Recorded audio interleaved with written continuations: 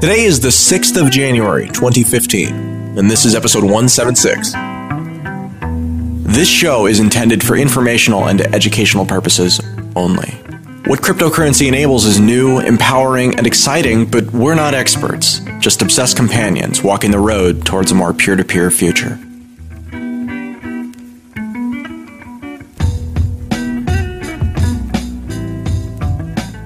Perhaps this will be part 2 of our retrospective, because there's definitely way more to talk about than we covered in the last show. Even though that was all very important stuff, it focused a little bit more on the technical side than on the social and community side. I wanted to bring that up because that's a really important aspect of Bitcoin for a lot of people who are interested in it. One thing I can say to start off this discussion is that it was interesting to see, personally having traveled a lot for conferences, Bitcoin conferences, over the last, almost 2 years since I started doing Let's Talk Bitcoin. Gosh, it's almost been 2 years. So over the last year and a half or so, I've traveled a lot for Bitcoin conferences. And it was really interesting to see the status of conferences kind of evolve and change over time.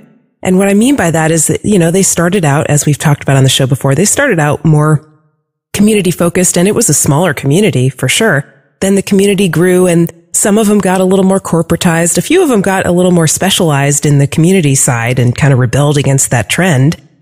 Some of them started to branch out beyond just sort of the Bitcoin circles. We did see sort of a trend of specialization in conferences. But what happened, I would say around the spring of 2014, was that there were just so many conferences, and a lot of the people who were really trying hard to work on Bitcoin projects, I think were kind of feeling like, gosh, I don't have time to work as much as I want to because there's just so many conferences and I feel pressure to be at all of them.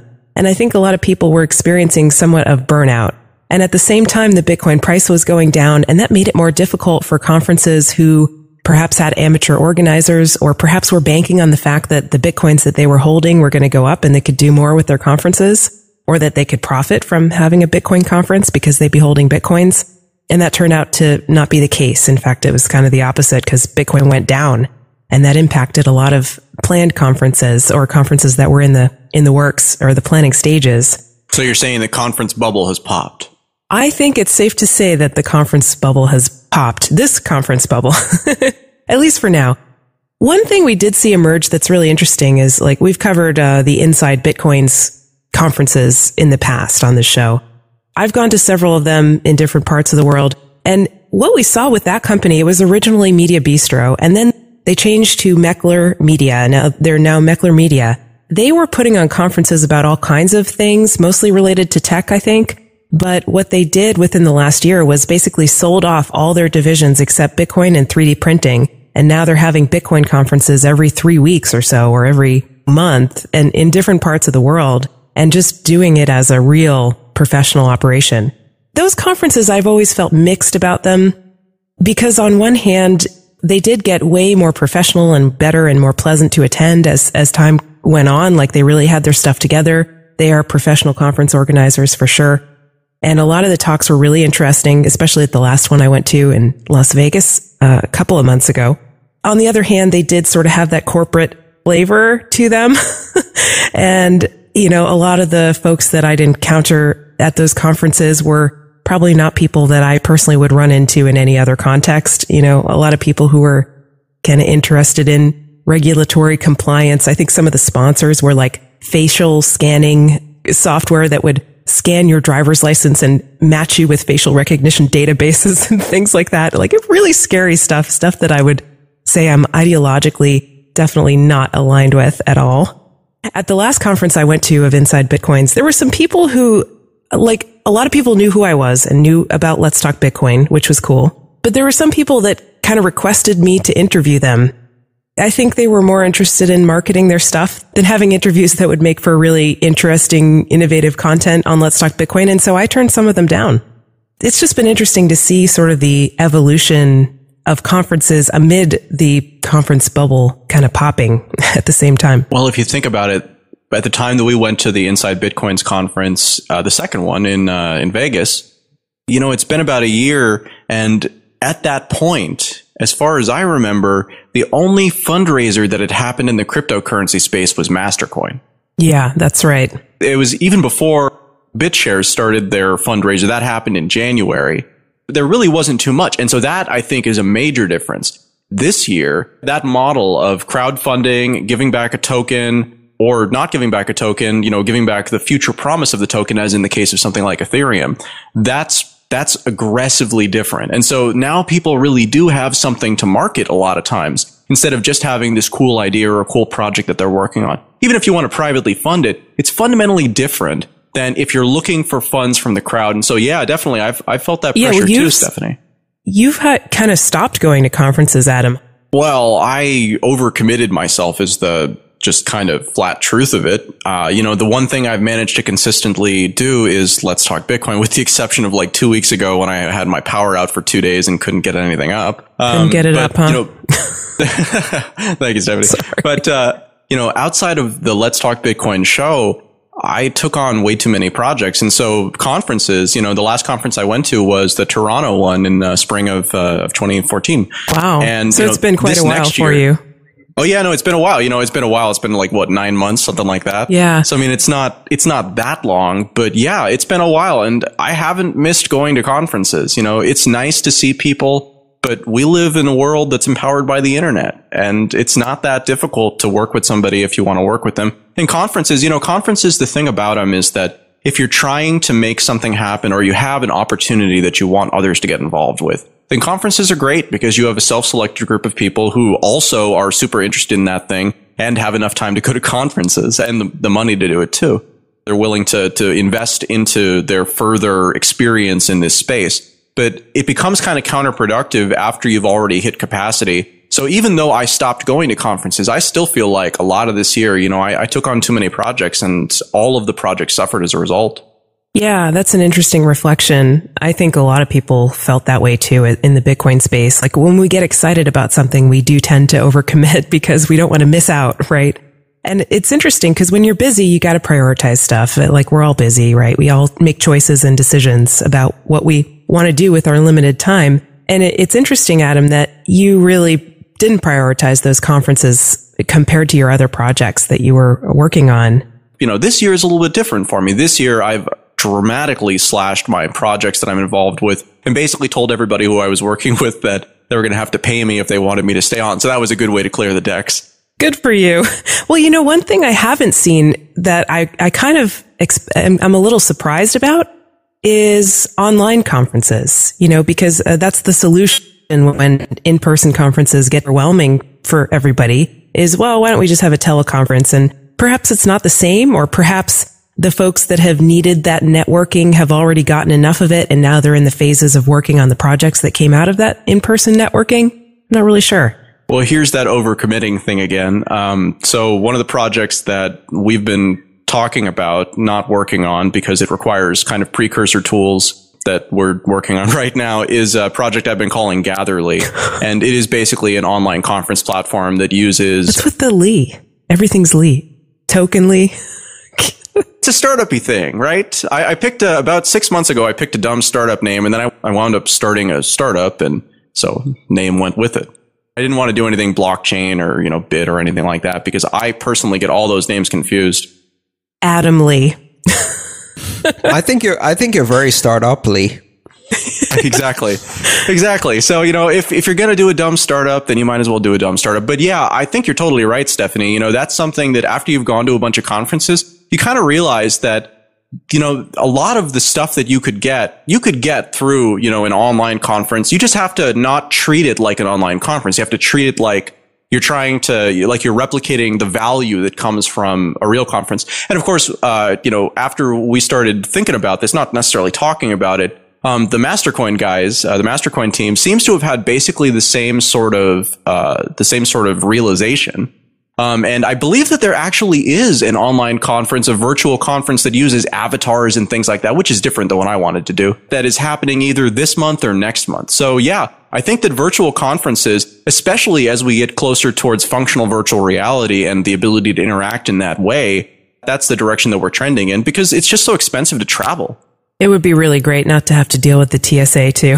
Just saying. Totally. I mean, again, we're empowered in so many ways by the internet that the idea that we're not empowered in this way and it actually requires us all going to the same space is just kind of ridiculous. So I think that, again, it's something where there are enough of us who have kind of realized this problem, and Bitcoin provides the solution, both in terms of payment services, in terms of, token controlled access, giving you various levels of permissions into whatever the system is that you're talking about. There are a lot of solutions to be had here. They just need to be built. One thing that I've really felt about the Bitcoin community is that it just way exceeds the Dunbar number. Like, not only can you not keep up with the news, even if your job is Bitcoin, you can't keep up with the news, but also the relationships, like all the interactions, all the business partners, all the networking and friendships and things like that. It blows my mind. I can't keep up with it. And there's this idea that humans are evolutionarily sort of wired to really only be able to maintain about 150 acquaintance type relationships at the same time. Anyone who exceeds that kind of falls out of your circles and you kind of lose touch. And with close relationships, it's even fewer than that. Maybe a handful, a dozen or something like that. I'm good at remembering names and faces and keeping people straight, but it tends to overwhelm me. I have trouble with that sometimes. I've had a very different experience of in-person meetings and conferences this year. I think if you remember looking back at the Las Vegas Bitcoin conference, at that time, I kind of made it clear that I wanted to engage in events that were more community driven and in more places than simply North America. I've actually avoided most of the very big mainstream conferences and focused on two things. One, I've done a few conferences, not as many as I would like, around the world. And two, I've done a lot of engagements with local meetup groups. And for me, Meetup has been a very big part of my activities for 2014, because I think at some point in the beginning of the year, the local communities achieved kind of that critical mass where you can really get a meetup group going. In fact, I founded a meetup group in San Francisco for Bitcoin developers around the same time in November of 2013 with just 2 members. Today, that meetup group has 600 members and at least 200 of them are active, and it's growing at a tremendous rate. Meetup groups all around the world have blossomed. I was looking at the statistics the other day. There's currently a Bitcoin meetup happening in 74 countries in 341 different cities. To me, that's a tremendous aspect of this community. So I've been visiting meetup groups and been doing meetup events. And it's really astonishing to me because I meet a very, very different audience. So you go to these big conferences, the price of admission is like, $400 to get in. You get schmoozed at by all of these fundraising, startup-y investor types. Blech. And, it's really all about, I raised $1 billion and I raised $2 billion. Yeah, that one-upsmanship. Yeah. Right. And I had unlimited breadsticks at the buffet for lunch, dude. It's just ridiculous and sickening.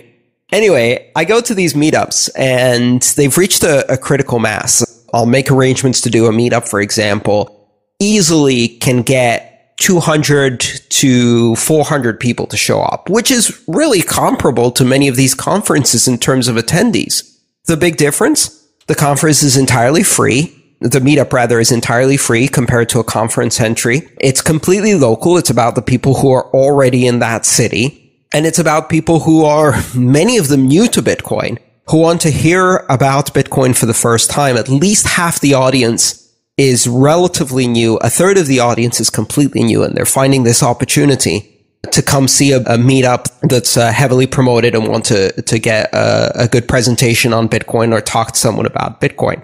And the audience that I meet, the people that I meet at these meetups is completely different than the conferences. It's extremely heartwarming, really, to meet all of these regular people who come up to me at these meetups and they say, I just got into Bitcoin. This is my first meetup.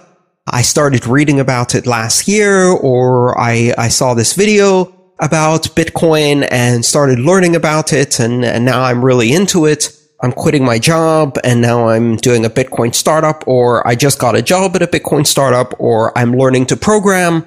in order to learn how to do Bitcoin, or I'm using Bitcoin to send money to my family abroad. Just all of these really wonderful stories from real people, real users using Bitcoin. It's a completely different perspective for me. And I've done more of those than I've done conferences this year.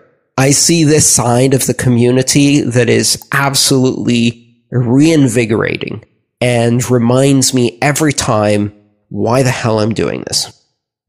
Sounds pretty compelling. Yeah, that is very inspiring, Gotta start going Andreas. to some of these meetups. No kidding. There's lots of them going on. The trick, as you said, Stephanie, is to focus on the things that are important, not get overwhelmed by the conferences. Honestly, for me, conferences are part of my job. So it's how I make some of my income for the year. I do these professionally. It's part of my job. But I also try to add a meetup at every city I go to so that I can get in touch with the community and do something that's free to attend with no cost and introduce new people to Bitcoin. And it's been extremely rewarding. Maybe my problem is I'm not getting paid well enough. If they're going to be obnoxious conferences, then it really does help if you're getting paid to go. If you're not getting paid, then make sure it's something that's emotionally and intellectually rewarding, like a meetup. I've found the perfect balance. And so if I'm going to go to a banking conference with lots of investors, I'm going to charge them twice my going rate to do that, just for the annoyance factor. And it really does kind of dull the annoyance quite a bit when you know that that's going to cover expenses for a couple of months and also indirectly subsidize you visiting the local meetup for free. So that's kind of a great way to do it. It's very enjoyable. I'd like to point out another interesting trend. You know, you're talking about the bubble of the Bitcoin conference. I think what's really interesting and is going to be an even bigger trend in 2015, I've seen it in the last 3 months, Bitcoin as a topic at mainstream conferences. 2015 will not be the year of Bitcoin conferences, although there will be hundreds of Bitcoin conferences all around the world in 2015. And I think we're going to start seeing fragmentation and specialization. We're going to see more Bitcoin conferences for investors, Bitcoin conferences for developers, and I'm really looking forward to that. But what we're also going to see more and more of, and I'm hoping to do more of in 2015, is Bitcoin as a topic at mainstream conferences. So far this year, I'm looking forward to doing a South by Southwest in the springtime. I'm going to be talking to a financial and economic inclusion conference in January and February, looking to do TEDx. Charles Hoskinson just did a TEDx recently. A couple of other people have done TEDx in a number of different cities. And I really think we're going to start seeing Bitcoin first at general technology conferences as a technology topic, and then even broader types of conferences where it's going to be the exciting, interesting, edgy topic where you can get a lot of interested people who have never really looked into Bitcoin. They've just heard about it. You can play with the topic a bit and introduce it to a brand new audience. And I'm really looking forward to that for 2015.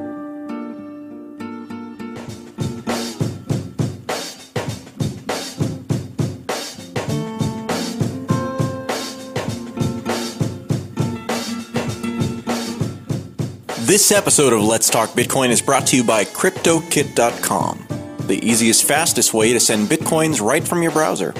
That's KRYPTOKIT.com if you'd like to learn more. Today's magic word is Shin. That's SHIN. Shin. You've got until the 10th of January to visit letstalkbitcoin.com and Let's Talk Bitcoin iPhone app to enter it for your share of the listener rewards. Some quick announcements. We're looking for some more on-air talent for the Let's Talk Bitcoin show. Specifically, at least one dedicated interviewer, someone who's able to take on the role of interviewer as a listener surrogate, as we like to do here, ask the obvious questions and leave the judgments largely to the listener. If that sounds interesting, email Adam at letstalkbitcoin.com to start the conversation. That role will be credited on air and get you a share of the LTB coin rewards for each episode your work is featured on. Also on sponsorships, thank you for all of the interest that we've received. The system sort of collapsed under its own weight, and we're currently reworking it. We'll be redeploying towards the end of January. I'll make another announcement at that point. All the tokens out there will be honored. That's enough out of me. Back to the show. This isn't the most pleasant topic to talk about, but I think it goes along with the idea of talking about the community. And we'll see what Andreas, the eternal optimist, has to say about this. But we've definitely covered a lot of prominent scams in the Bitcoin world on this show over the past year. And there have been a lot more that we didn't cover, too. Oh, absolutely. Not just overt scams, but like disasters and horrible warnings, you know, or things that were somewhere in between the two. Just real spectacular failures. It's interesting to see how the community sort of responds. On one hand, it takes scammers in the community to perpetrate the scams, and it takes people. Some people are enablers, but some people are duped, you know, are genuinely fooled by them. And that's what it takes to make scams kind of happen. And then you also see people kind of jumping in and trying to call them out and criticizing them and blowing the whistle and exposing them. I think it takes up a lot of energy within the Bitcoin community to have these going on. I'm sure it sucks away productivity from people who otherwise maybe would be doing projects or getting involved in meetups or community building. And it kind of like diminishes people's excitement or enthusiasm about Bitcoin when they see a lot of these scams going on. They may see that from the outside and say, oh, I'm not sure if I want to jump in. It sounds like, you know, this isn't really going to be a community I want to be involved in. So I don't really know exactly what I'm trying to say, but I guess I wanted to get your perspective on the community and scams and how they relate to each other. Yeah, I mean, this has been a year of just horrific scams. You know, first you had the announcement that the gold markets were being rigged. Then you had Libor.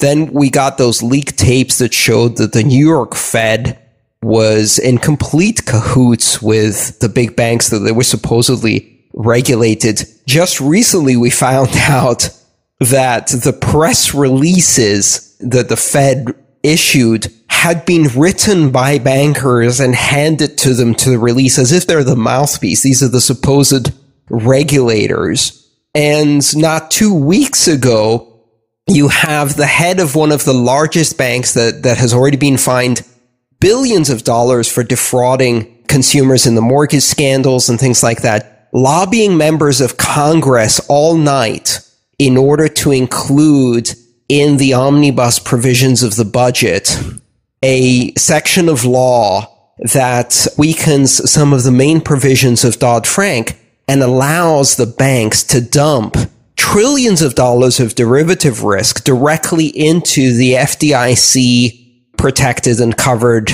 branches they have, and thereby transferring and socializing all of the risk and losses, essentially transferring that risk to the taxpayer while keeping the profits for themselves. And this at the same time that we're seeing again and again and again the Justice Department refusing to prosecute, the main financial regulators really dealing out these tiny fines that don't even amount to a dip in the profits of these too big to fail institutions. Bonuses and salaries are up through the roof while the economy is stagnating. And it seems that not only are you just completely mired in fraud and corruption, but it seems it's become not only business as usual, but essentially all of the institutions that are supposedly designed to protect consumers and to protect the integrity of the system are in complete collusion with these criminals. And it seems like now it's not just a matter of being defrauded, but the corruption itself is beginning to subvert the very basis of law, the very basis of the system of justice, and to corrupt the system of regulation, which then leads to a complete contempt for the rules. And that's really what we're seeing here. Is that what you're talking about? I get your point, Andreas, and it's well taken. I mean, obviously that is totally true. Oh, wait, you're talking about the itty bitty fraudsters who are scamming people in Bitcoin and actually getting caught and punished for the most part? I'm sorry, I thought we were talking about the big fish. There is certainly an element of that. I mean, Andreas, you have a very good point. And Stephanie, to your point, you know, I mean, my point is that people go into Bitcoin to get away from that stuff, you know, and exactly. No, sorry. I mean, I think you're absolutely right. We seem to attract some of the really nastiest opportunists in this community. And I think part of that is the fact that you've got this enthusiasm combined with naivete, and a lot of new people who are putting money into this space. You've got this rush of investment, and so that creates an area that is rife for exploitation, whether it's Gox or Moolah or other little scammers, fishing expeditions and things like that. Yeah, I think it's about it being profitable, like we've talked about on the show before. And just to add on to that, I recently saw somebody do a calculation of what the net costs and benefits are, or profits are, from doing a pump and dump altcoin scam, essentially. And even now, with all the awareness of the fact that so many altcoins are pump and dump scams, it's still profitable. Like, you can make about 20 Bitcoins a month doing it when you add up all the costs and benefits, or the costs and profits. When all is said and done, it's still profitable to do. And so they're not going to go away, or that's not going to go away until it's not profitable anymore. Well, but that's the solution to a certain extent. You know, we talk about horrible warnings and shining examples, and that's exactly what is happening in that market. The market is working. Over time, that's down to 20 Bitcoins. I wonder what it was a year ago. I bet you it was more. Yep, for sure. This is one of the things that makes it very difficult for those of us who are working really hard to promote and disseminate this incredibly important technology, is that other people are taking advantage of it in order to further their own interests in a very callous and greedy way. It really is very disappointing when you have to kind of answer for the actions of a few scamsters at every turn. This comes up in every mainstream interview, in every question. It comes up when I'm doing talks in front of regulators or having discussions with regulators. It comes up on mainstream media all the time. It's the main focus. But that's a downside of decentralized systems. I mean, decentralized systems have a lot of advantages that, like you're able to go out and represent Bitcoin. You're able to speak about Bitcoin because you don't have to necessarily get permission from some sort of centralized organization. So, I mean, there are bads that go along with the goods here. Well, I think the difference between decentralized systems and centralized systems is really simple. In decentralized systems, scams happen at the edges. In centralized systems, scams happen from the top. That is a very important point right there, is that while there are scams in Bitcoin, just as there are scams anywhere there is money, essentially, those people tend to be punished.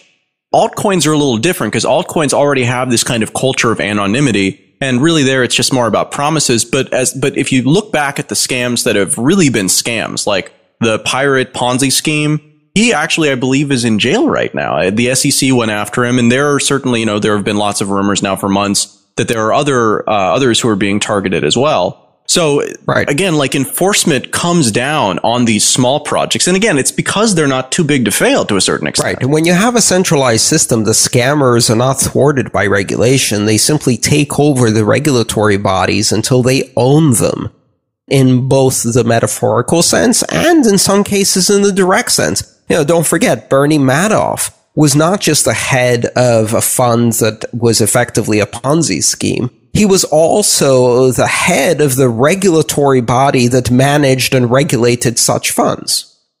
When the concept of Bitcoin scams comes up over and over again in mainstream interviews and among politicians, I think part of it is also a problem with their thinking. They can't fathom like a really decentralized system. And so they think, oh, well, Andreas Antonopoulos must represent Bitcoin. And in reality, you don't. Like, that's a concept that's kind of in their minds. Nobody represents Bitcoin.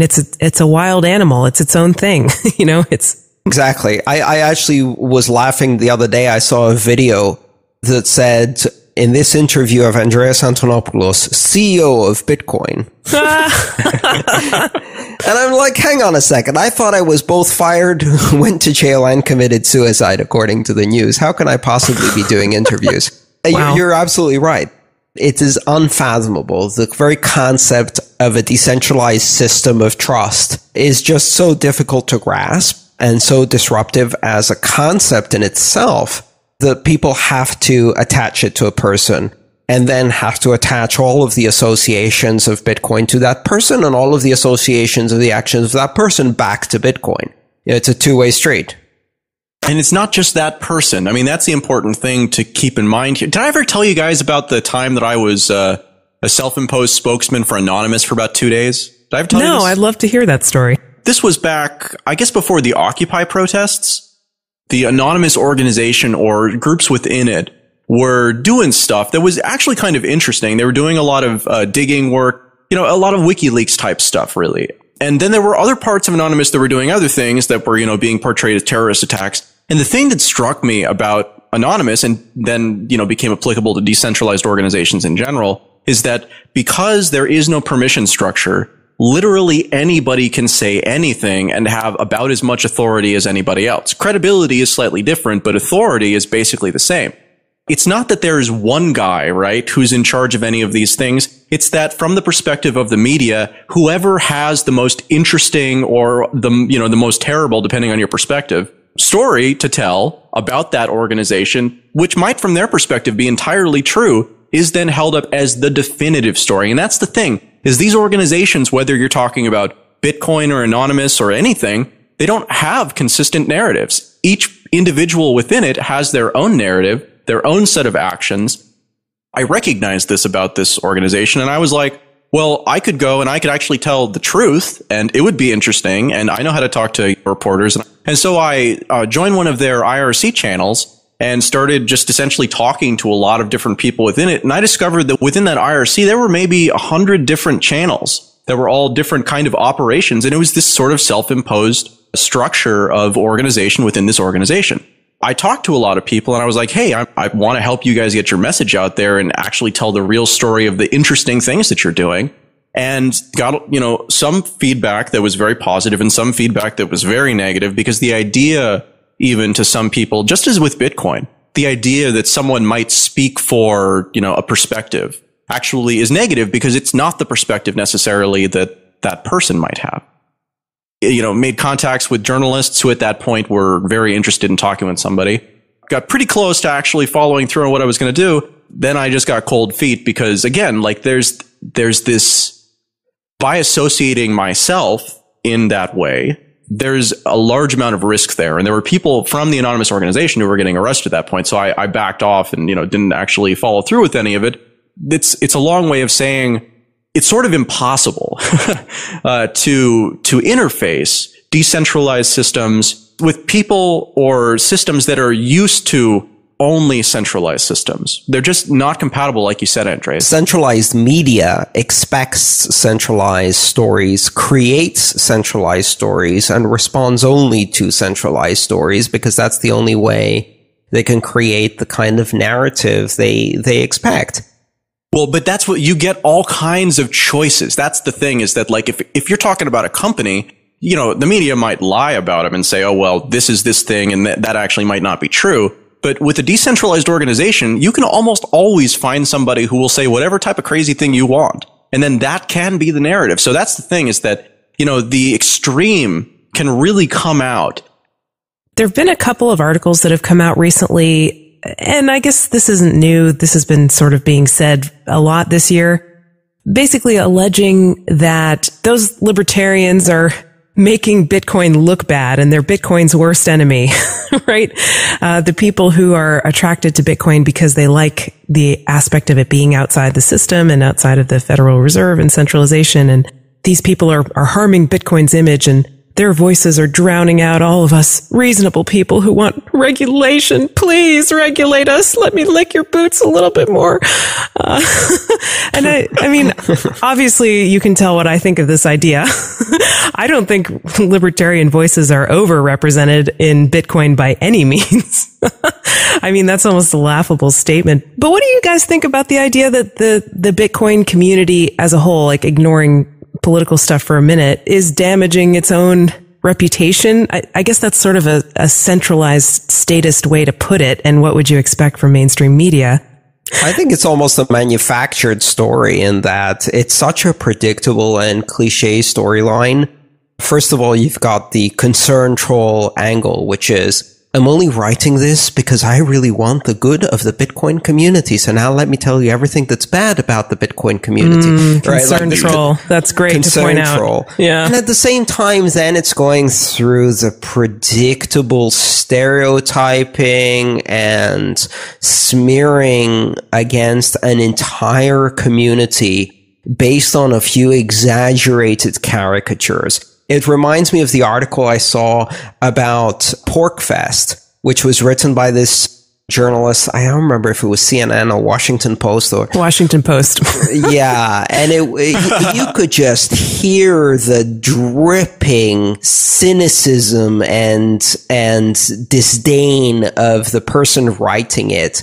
And everything was just an exaggerated caricature showing. Well, the only thing it revealed was that the person went there with certain preconceived notions, made absolutely no effort to talk to real human beings, and then wrote the story that he'd already had in his head about this. It's the same could have saved a trip.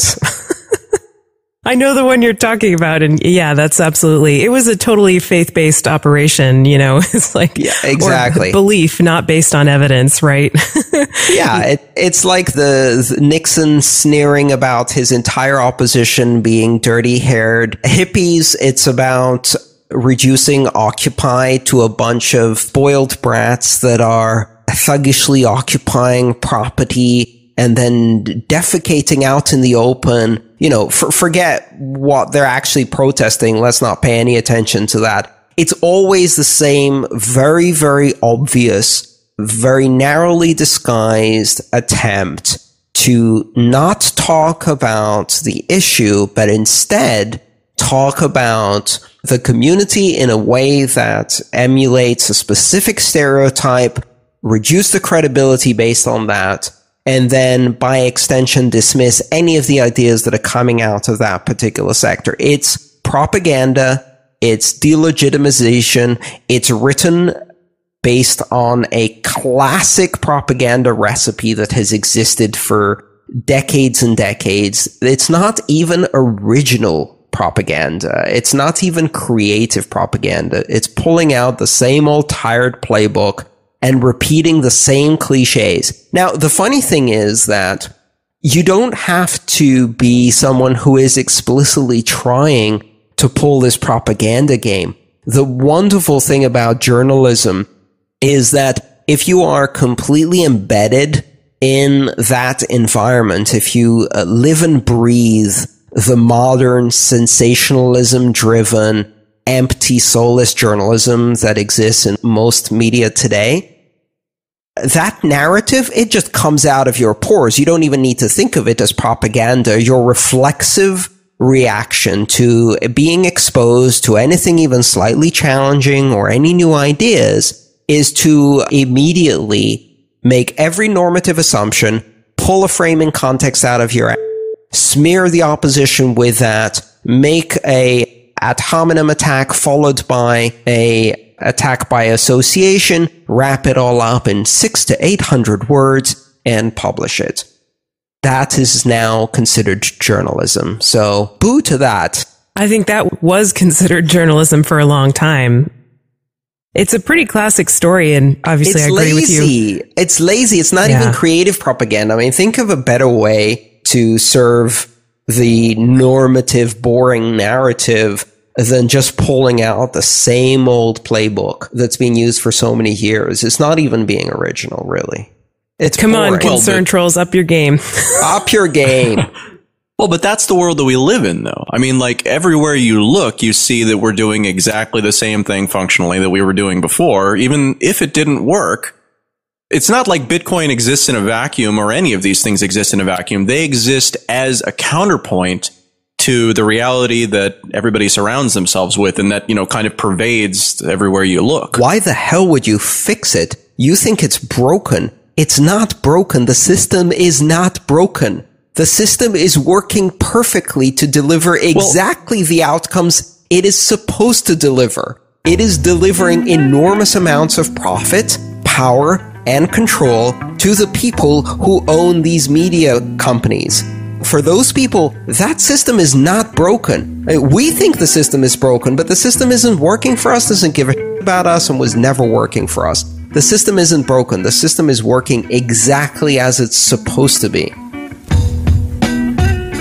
Thanks for listening to episode 176 of Let's Talk Bitcoin. Content for today's episode was provided by Andreas M. Antonopoulos, Stephanie Murphy, and Adam B. Levine. Music for today's show is provided by Jared Rubin. This episode was edited by Adam B. Levine. See you next time.